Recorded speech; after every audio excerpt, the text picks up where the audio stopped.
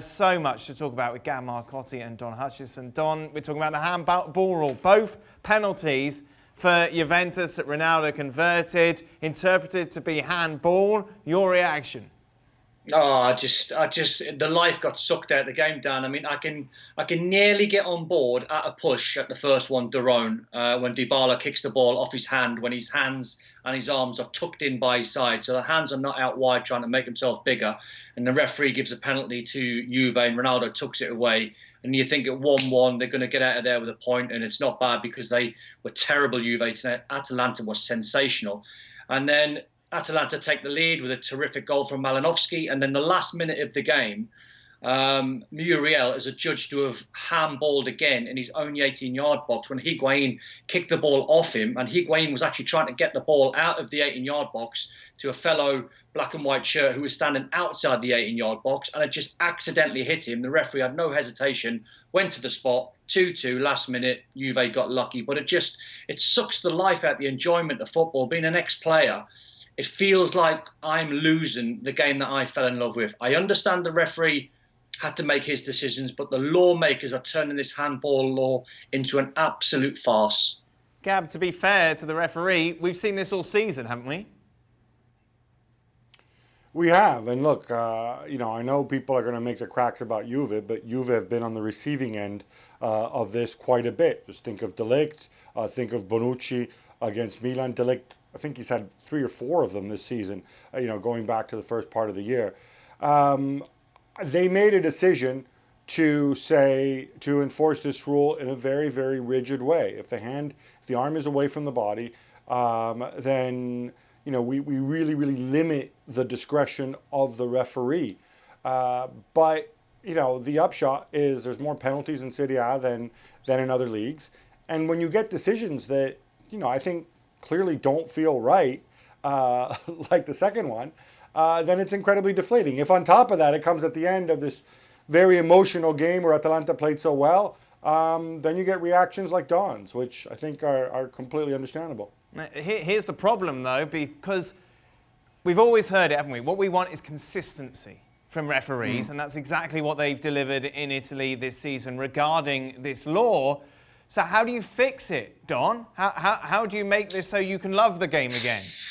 Yeah, I mean, it's a tough question, and not one that I think you can solve within a couple of seconds. I think you've got to sit around the table, and my way of fixing it, and I might be a little bit old school, is try and give the referee the final say on the pitch. But then that takes away the consistency of it all, doesn't it? Then it becomes completely subjective, doesn't it? That's the issue, and that's what they're trying to eradicate, because different referees will interpret it in completely different ways. At least if it hits the arm in whatever manner, it's going to be a penalty.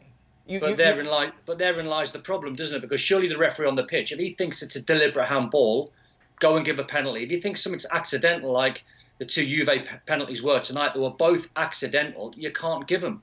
And it just feels really wrong, because I know what the very elite footballers will be thinking at the top end of the pitch. They will be thinking, if I get someone 1v1 in the 18-yard box, all I'm going to do is I'm not going to try and find a player. I'm not going to try and find an assist. I'm deliberately going to kick it off a defender's hand. And therein lies the problem, because that cannot be a handball. If players start doing that and we're seeing handballs, the game's gone. Gab? Yeah, I don't know. I mean, this thing with players kicking the ball off the hands, I mean, look, that's why you see defenders with their arms behind their back. And Darun had his arms behind their back until he didn't, until the shot and until the ball came and he turned. I genuinely don't think that's the issue so much. The issue is when we get these extreme situations. And, make no mistake about it, this isn't a VAR thing. The referee on the pitch saw exactly what happened, and he said, all right, based on the laws of the game, I'm a top-flight referee. I've been told to interpret these rules a certain way. I've been told that there's very limited discretion, and I have to give this penalty. I don't like it, but I have to give this penalty. It is something that, I think maybe we in the media can do our part a little bit If we almost created this situation because so many times when there have been marginal handballs in those situations, and people have gone and they've complained about referees, and they've gone on, and we've indulged them and said referees had a shocker, why didn't he give that, or made accusations of bias. We've kind of created a situation where they said, all right, no more of this. Every time it hits the ball, we'll be consistent. And like I said, they have been consistent.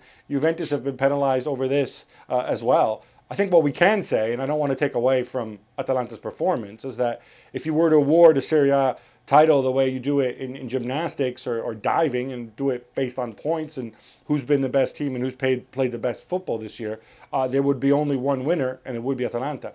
Why are you? It's a shame, Dan. We've just spent, 3, 4, 5 minutes talking about the referees and VAR and handball and the laws of the game.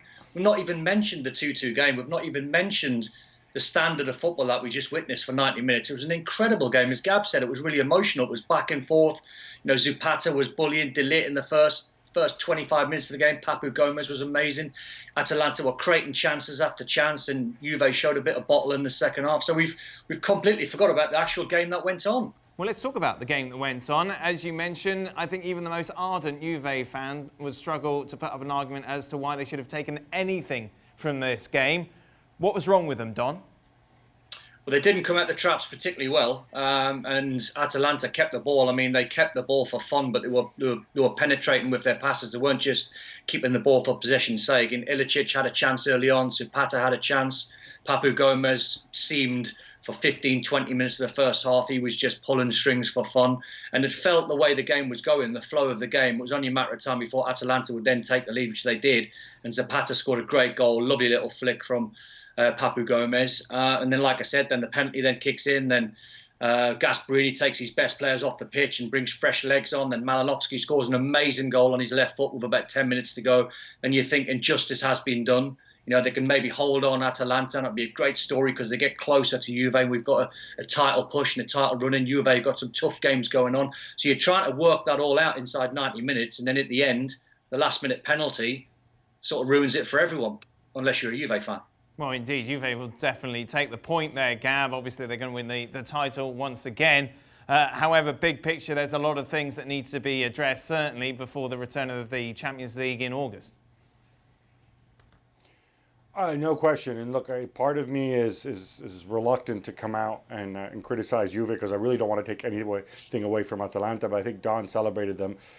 We saw, again, some serious flaws. This Juve was like the Juve that we saw at the end of the Milan game and in some of the previous outings. He made a big call leaving out Pjanic again. Pjanic has been up and down.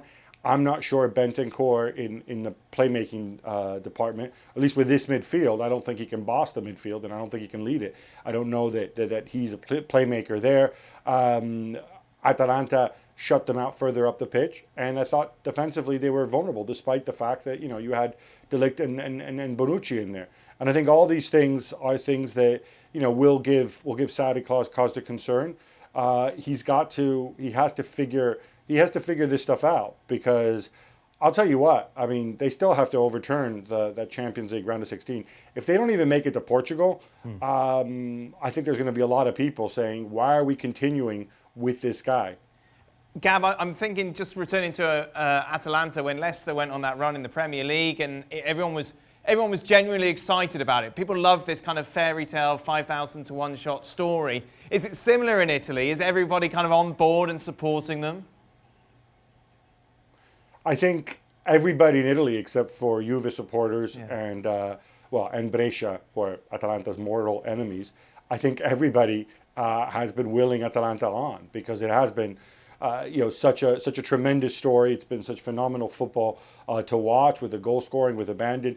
And look, even got somebody like Gasperini, who's not the most likable person, all of a sudden he's widely admired because of what he's been able to do. And they've been fantastic to watch. They've been innovative. And it's not just the front three and Papu and the Papu dance. It's Muriel off the bench. It's Malinowski with a rocket. It's Pasalic, who by the way, they've signed for next season. So he's going to stick around. It's Robin Gosens, who's, I think, has arguably been, or already is one of the top, right-sided wingbacks in Europe. So, you put all these things together, and you have an immensely likable, immensely enjoyable team. But this hasn't come out of nowhere. You know, Atalanta are in the Champions League because they finished fourth last season. So this is something that's really been built the right way and built over time. Who would have thought PSG against Atalanta would prove to be such an exciting prospect, on? It's going to be amazing. I mean, you know, you're trying to think what shape are PSG going to be in. I know they've got a couple of cup finals, but they've not trained properly for 2 or 3 months, so you're not sure if they're going to be 100% and up to speed. And as Gab said, you know, when you watch Atalanta, Dan, we talked about them last week. They are capable of scoring 2s, 3s, 4s, 5s. I think they've scored 7 3 times. The top scorers in Serie A, and they can literally score goals for fun because Gasperini's men play such an attacking style and are so fluent when they get to the top end of the pitch. And you know, they're such a good side to watch. They do leak 1 or 2 goals. They're not the greatest because they commit so many bodies forward, but they are one of the most exciting teams in Europe, and you can't help but think the PSG game, you can't help but think them games are going to see lots of goals in them. Thanks so much for watching ESPN on YouTube, and for more sports highlights and analysis, be sure to download the ESPN app, and for premium content and live streaming, subscribe to ESPN+.